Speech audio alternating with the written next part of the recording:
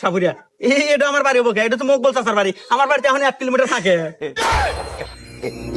ওহো, ওই আমি 1 কিলোমিটার আগে থেকেই সাপের গন্ধ পাই। আয় তুই আমাবেন না। এই যে এই খোপ, যে খোপ থেকে আমাকে একটু ডিমও খাবেন না সাপুরিয়া। আজকে আমাকে সাপ ধরে দিয়ে যাবেন, যত টাকা আমি দেবো। হ্যাঁ, আমি আগেই জানতাম এই জায়গায় বড় সাপ থাকে এবং নাগিন থাকে, সাথে সাপের 7 বংশ থাকে। এই গন্ধ আগে থেকেই পাচ্ছি, 1 কিলোমিটার আগে থেকেই পাচ্ছি। তুই টেনশন করিস না, সাপের মাথা আমি নিজের হাত দিয়ে ধরে টান দিয়ে ছিঁড়ে নিয়ে আসবো। এখানে দেখ আমি কি করি।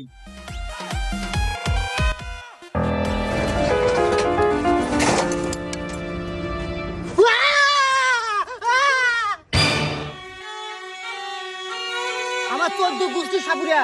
আমি জন্মগত বাপ দাদা দাদা দাদি মানে 14 গোষ্ঠী সাপুরিয়া ছিল।